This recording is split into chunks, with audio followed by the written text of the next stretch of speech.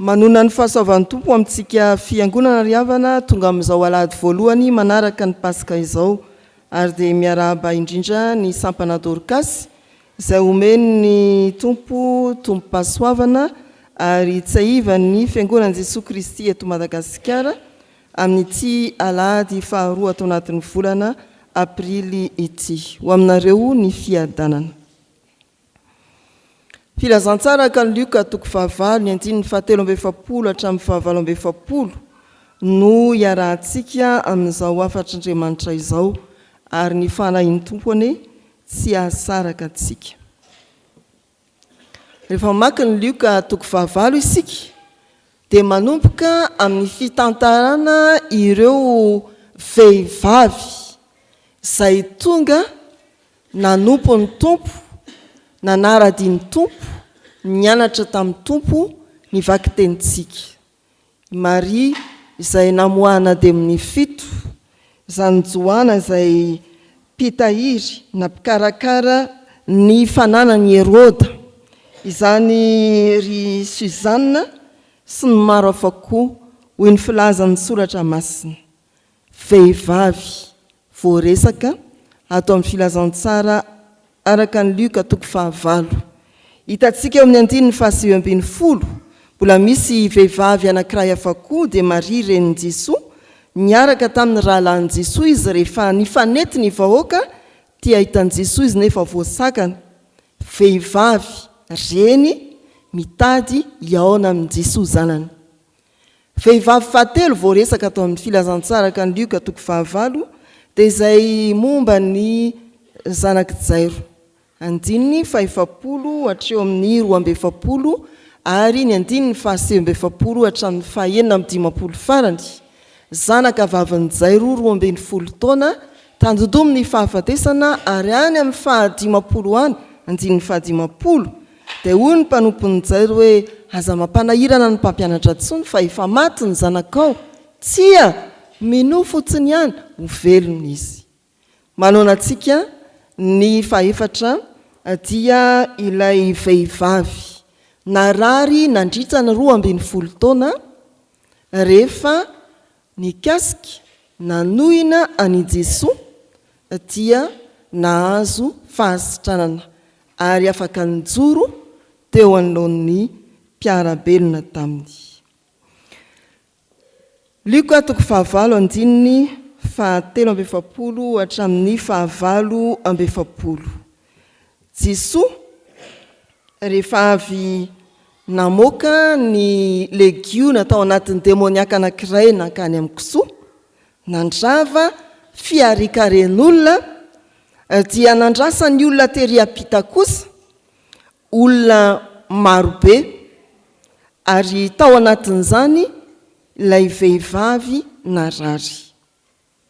Io vehivavy narary nandritra ny 12 taona io, tao anatin'izany olona marobe ny fanizany izany, dia nitady izay azahoana mikasika ani Jesoa. Rehefa nakasika ny akanjon'i Jesoa izy, dia tsaroan'i Jesoa ny sinery ny ala tao aminy ary dia nandray fanasitranana izy. Rehefa sitrana izy dia niseho teo anatrehan'i Jesoa, nijoro ho vavolombelona tamin'ireo mpiarabelona taminy ary nataon'ny tompo hoe mandehana somatsara, mandehana amin'ny fiadanana. Ravana malala, na dia ao anatin'ny vahoaka be aza dia mbola hitan'ny tompo ny amonjena olona anankiray tena manatona azy amin'ny finoana. Eo amin'ny filazana amin'ny soratra masina andininy fahefatra amby efapolo dia hoy ny vakiteny manao hoe amin'ny anaran'ny tompo, dia nankao ivoan'i Jesoa raha vehivavy ka nanendry ny somotra viavin-dambany ary niaraka tamin'izay dia nijanona ny aretiny. Vehivavy narary, vehivavy nino, vehivavy voavonjy. Izany ndeha hitariana antsika amin'ity alahady hitondrana mambavaka sy atsiarovana ny asan'ny fiangonana iniovy ny sampana Dorcas ity. Vehivavy narary, vehivavy nino, vehivavy voavonjy. Vehivavy narary. Afrina moa naparary an'ity vehivavy ity hoy ny soratra masina. 12 taona. Inona ny aretina nahazo azy raha mamaky sika na any amin'ny Matthieu na any amin'ny Marka ary eny amin'ny vodipejy eo amin'ny isa kely anankitelo dia manao hoe naninona izy? Nandeha izy. Anaty farangososina hémorragie nahazo an'ity vehivavy ity. Mety efa nandalo an'izany aretin'izany angamba ianao teo amin'ny fitondrana voka na tanoany amin'ny fotoana niainanao, na nahoana ry ny zavatra niatrianao an'izany, ny adi-tsaina, ny fanahiana, ny tahotra. Fa tao amin'ity vehivavy ity zany. 12 taona ny azy no niaretany an'izany. Isika tsy lojika, hoy ny dokotera, efa atsatra be zany, fa tsy izy tsony zany, efa dingana any amin'ilay mety tsy azo sabona tsony zany. Izany ilay zavanitranga ry havana. Vehivavy narary. Rehefa nifanety ny olona dia nikasika ny somotra viavin-damany Jesoa izy. Ato anatin'izao vahoaka be izao dia karazana aretina maro no tonga eo anatrehan'i Jesoa. Olona marary maro no tonga mba hivavaka. Maro ny aretina. Mety aretina efa mitaiza hinanana fanafody isan'andro. Mety aretina nitranga tampoka ka mahabe fanahiana.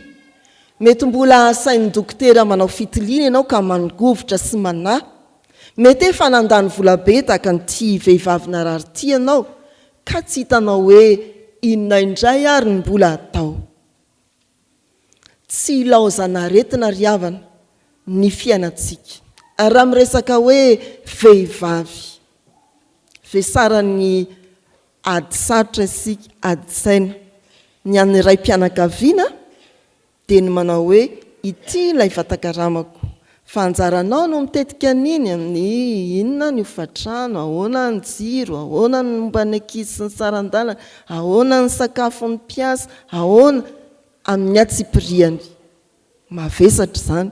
Rehefa tonga moa ilay hoe fahalanina ka mba hiteny ianao hoe lany ilay izy dia ahoana ny valiteny Ramose indraindray? Lany sady ve? Fa natao inona daholo? Zany manavesatra ny saintsika renim-pianakaviana. Andeha atao hoe aretina izany. Mila fanasitranana isika. Mety aretina mahazo antsika koa na ankizitsika na tanora na lehilahy na vehivavy ny fahasahiranana miatrika ny fiainana andavanandro. Miazakazaka amin'ny asa, milofo amin'ny fianarana, sahiran-tsaina isika. Marary isika. Misy olona marary izay manemitra ny lalan'i Jesoa. Misy olona tanidombo fahafatesana tahaka ny zanaky Jairo, zatovovavy. Tsy ilaozan'izany ry havana ny fiainantsika. Tsy afaka hoe ndeha olona anelanelany tany sy ny lanitra isika, na hitady tany tsy misy fasana arak'ilay boky tambola taloha elabe teo amin'ny fandaharan-deson'ny mpianatra. Fa eto isika, ny tongontsika dia mitsatoka tsara ny tany. Sika tsy mitsingevana satria hoe pino ve? Tsia. Betsaka ny karazana olana, ny sarotra, ny aretina izay miteraka fangirifiriana amin'ny maha-olombelona antsika. Tsy afaka amin'izany isika. Saingy ny mahasamihafa antsika dia ny fahafantarantsika fa misy Jesoa. Azon'ny vahoaka be dia be atonony amin'ny fotoana rehetra, amin'ny fomba rehetra izy. Misy vehivavy mino. Tsy hoe sitrana avetrany ty vehivavy ty vao nanaradian Jesosy, tsia fa nino izy ary tsy mba niteny betsaka tao anatin'ny vahoaka ny afina azy, satria moa ny karazana aretiny dia aretina aniliana azy satria maloto izy. Amin'ny lafiny moraly dia vokoa izy zany satria nailika, ny vatany efa manaintaina, ny sainy efa miady, izy mbola ailika ny fiarahamonina. Nangina izy ary nanaraka ny Jesosy, voalaza soratra masina hoe nikasika nanendry ny somotra viavin-damba ny Jesosy. Fanaminy ny mpampianatra izay manana ny fahefana izany fanamina ny somotra viavy zany.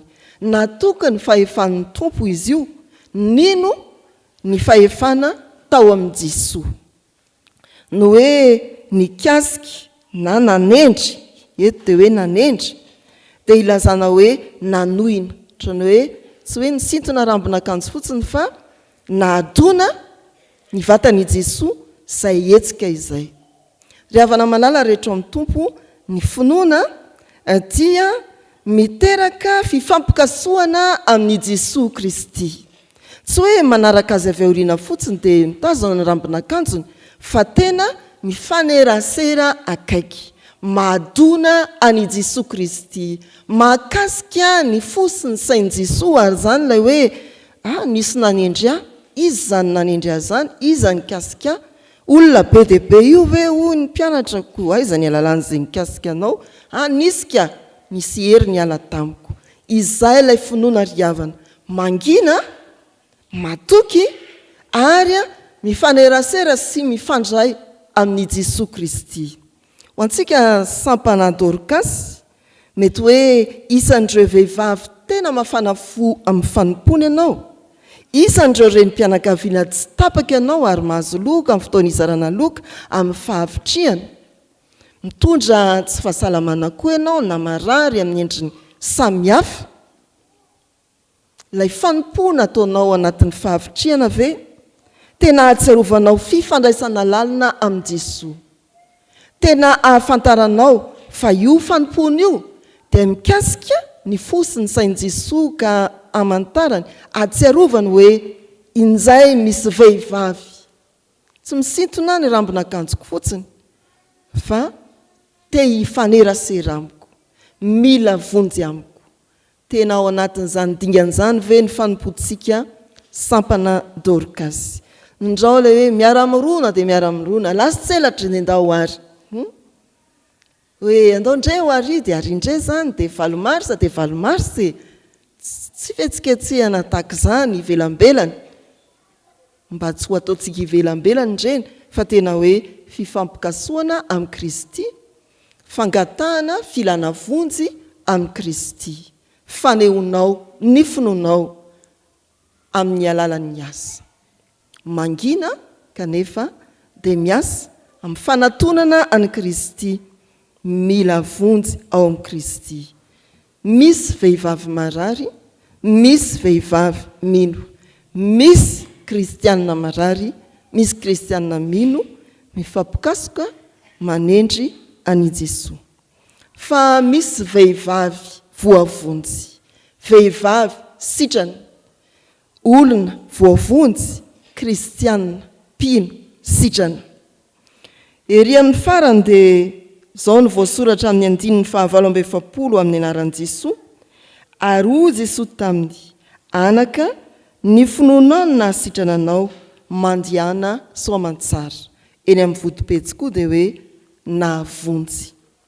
Voambolana hoe sitrana na nahasitrana ao amin'ny filazantsara kanoliko dia famonjena no heviny. Raha sitrana ilay vehivavy, voavonjy ny tiany tompo lazaina, fa tsy hoe vitatrio ny hémorragie, ndara amin'izay miazakazaka. Vehivavy voavonjy, teonao ao dia nijanona ny rà, fa agagana tsy mihoatra n'izany. Ny finoanao no nahasitrana, nahavonjy anao. Tsy fahasitranana ara-batana ihany, fa fahasitranana ara-panahy koa. Izay ilay famonjena. Ary raha miteny ny tompo hoe mandihana soamantsara dia milaza izy hoe mandihana amin'ny fiadanana. Entiny tompo amin'ny famonjena iaona ifanerasera ho tsara fifandraisana amin'ny fiarahamonina amin'izay ilay vehivavy na ilika teo. Izany ry havana no dingana nitondran'ny tompo an'ilay vehivavy narary nino hatramin'ny farany. Nalefany ao anatin'ny fiarahamonina, andesa ao aman-tsara, iaina ao anatin'ny fifandraisana, tsy atsiaro voailika intsony na ilika ny fiarahamonina intsony. Rehefa mamaky ny soratra masina isika dia mahita hoe ilay vehivavy avy ao aoriana lasa nivadika nakeo alohany i Jesoa ary niteny tamin'i Jesoa sy hitany olona rehetra. Izany ilay olom-bovonjy tsy miafinafina na mangingina intsony fa tena samy joro vavolombelona. Izany ilay vehivavy sitrana, vehivavy manana fahasahiana ijoro tsy menatra intsony, vehivavy sitrana mifanosina miosina amin'ny fiarahamonina. Ry havana malala rehetra amin'ny tompo, zava-misy ankehitriny ny tsy fahafahan'ny olona maro miatrika na manaraka fitsaboana, ohatra sarotra tsaboana no mamiadana.